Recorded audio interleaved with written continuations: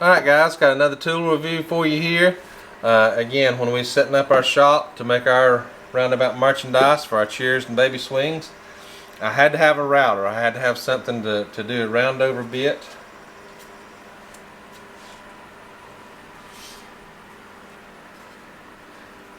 So that I could round the edges on the wood that we're doing. And I also needed something that I could cut the slots here in this wood. So I had to have a router, and looked at buying just the router alone. Decided to go with the router table just because it gives me more control, to be honest, of the wood. It's a whole lot easier to run it across the table than trying to run a hand router around the wood. So, and looking, you know, there is a lot of different brands out there. I've always kind of been a DeWalt guy myself. But then when you know, some tools, when you start looking at some specific things, there's some brands that's more better, I guess you could say, than others on certain areas.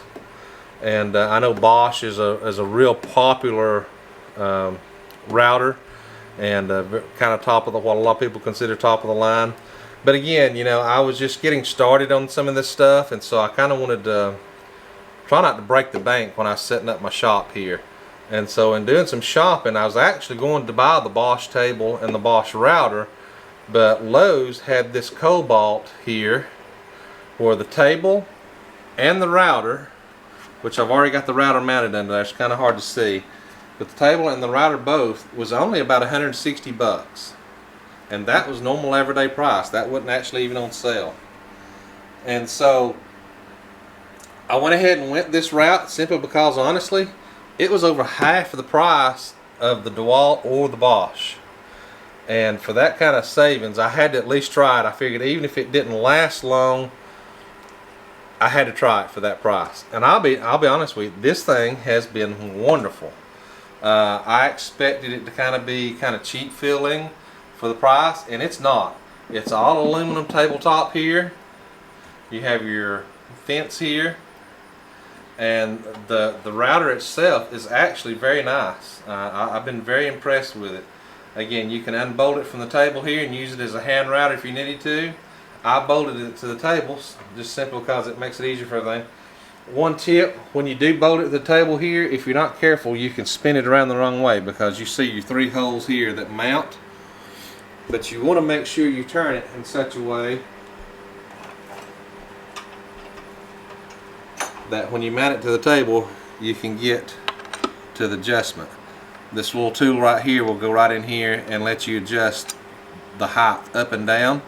And so just make sure you orientate your router the right way so that you can get to that little nut down in there with your little Allen key, so that you can adjust your router pretty easy. Again, setup on this thing was super easy.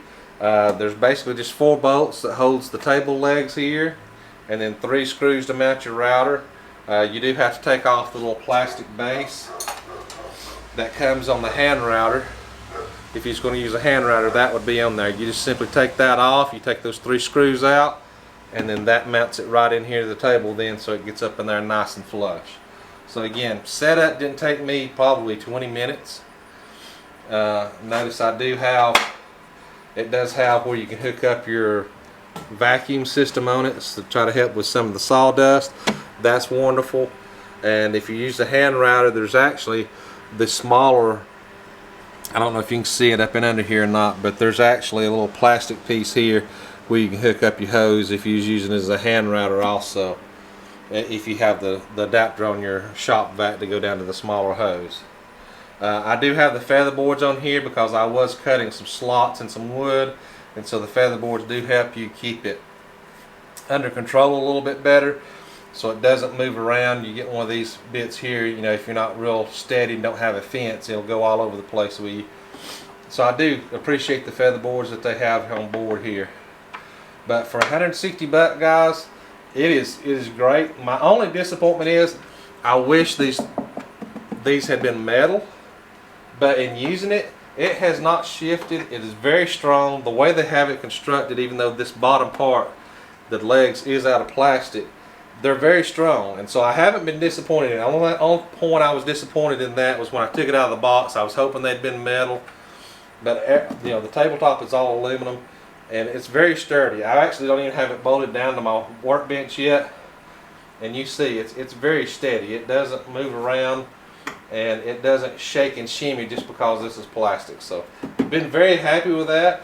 I do have some other Kobalt stuff. I've used their hand tools and, you know, like shovels and all that for years, and so for the price I had to try it, and I'm telling you, I was not disappointed.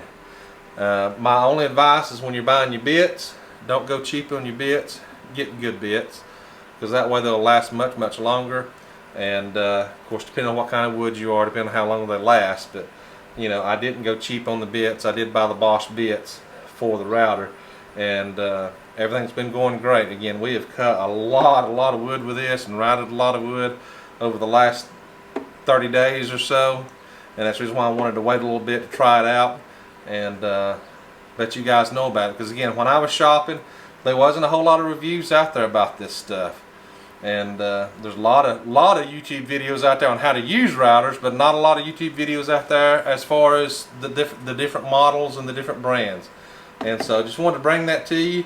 So if you are considering buying a router and you don't want to break the bank, I would recommend this one.